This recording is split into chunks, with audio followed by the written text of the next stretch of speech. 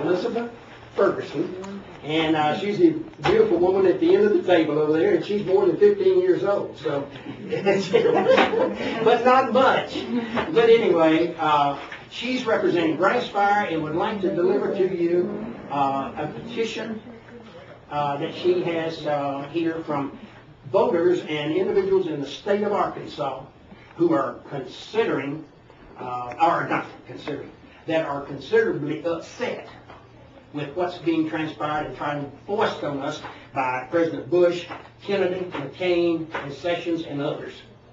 So anyway, thanks again for your time, and if there's anyone that wanted to remain after this to talk, after Elizabeth, you're welcome to do that, and others will meet you out on the sidewalk and disperse home, and I want to thank everyone for coming, and God bless you, and have a safe trip home. So there are many people that wanted to come today, and there's some paraplegics that could not be here.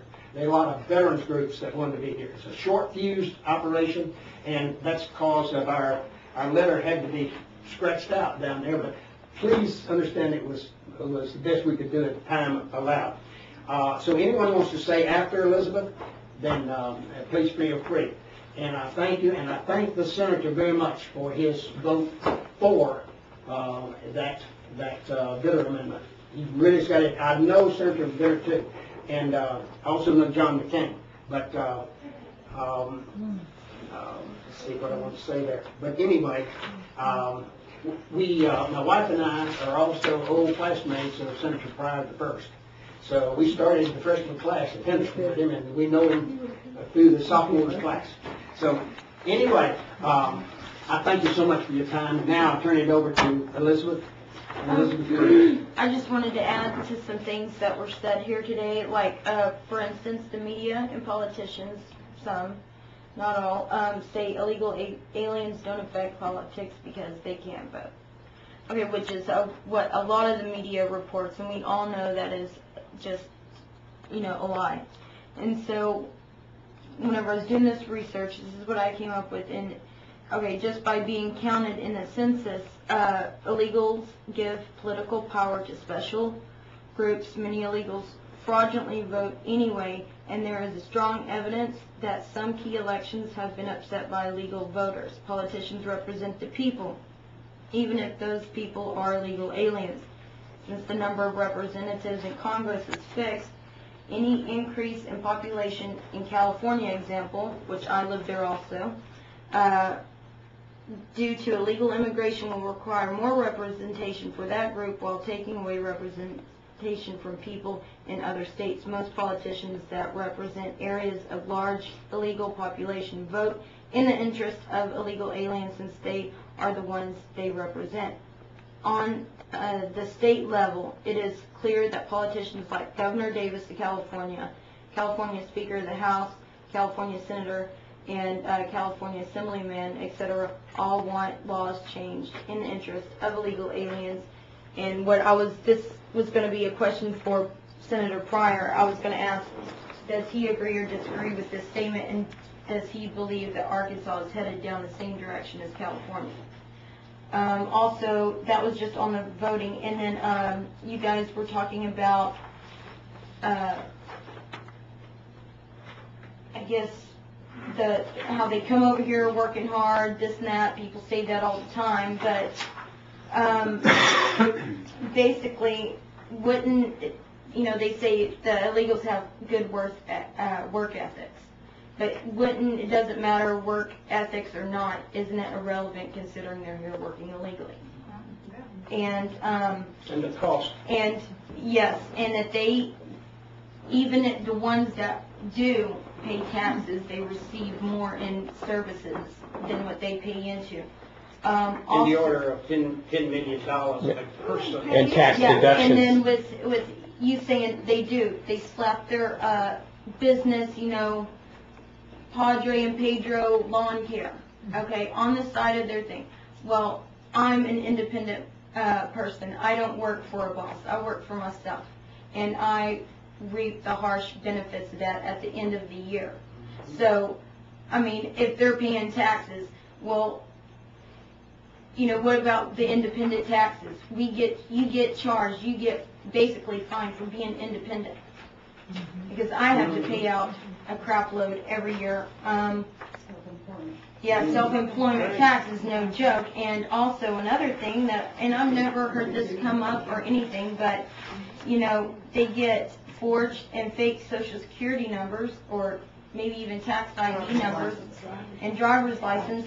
So whose Social Security number are they using? Who?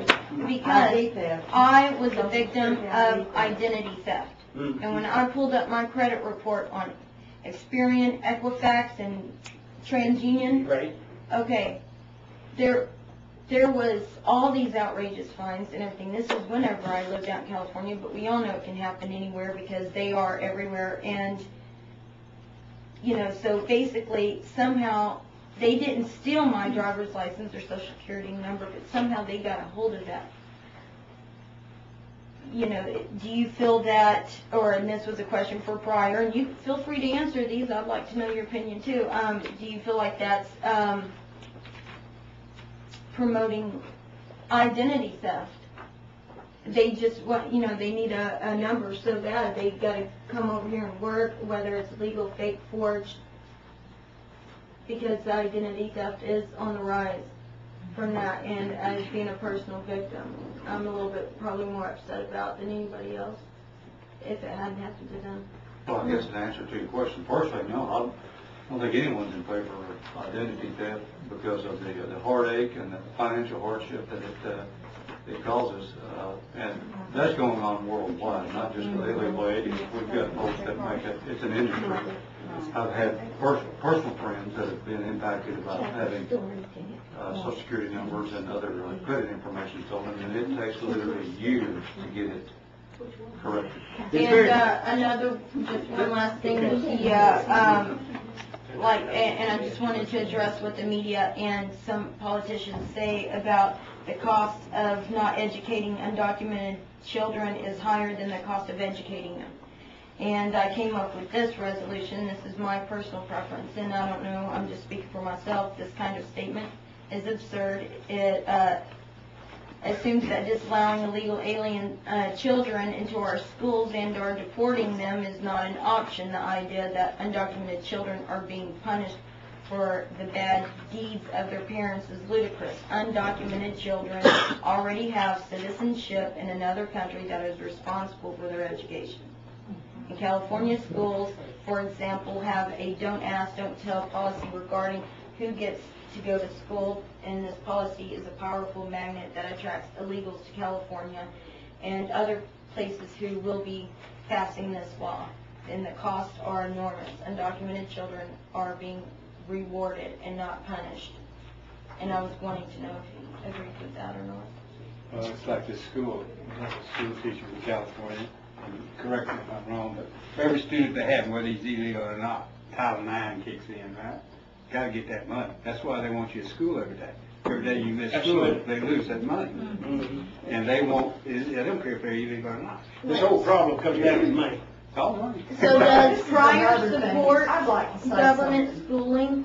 Because if the government is teaching our schools, and I brought my cousin here, she's 15. And in her history book, in this, I get a little upset about that. It says, the government has a right to train you in a militia that bears arms. It doesn't say anything. That's all it says in her history book under the Constitution when she's learning about that. It doesn't say anything how she has a right to bear arms as an individual. That is her right. And I'm big. I'm in the NRA. I'm a passionate gun lover. I'm all about safety. And for the government schools to be teaching our kids that, telling half the truth, which the cup's half full, half empty, it's half a lie. If it's half the truth, it's half a lie. And that's what they're teaching our kids. And I particularly don't like seeing my cousin going to a public school knowing that that's what they're teaching us. Let me add to what she said, if I may, and it's available to the senator, and it allegedly was already provided to them from the Heritage Foundation. It is the net cost of every illegal alien in this country, and this is from the Heritage Foundation, a think tank in Washington, D.C., and that study was run just recently, and it's current.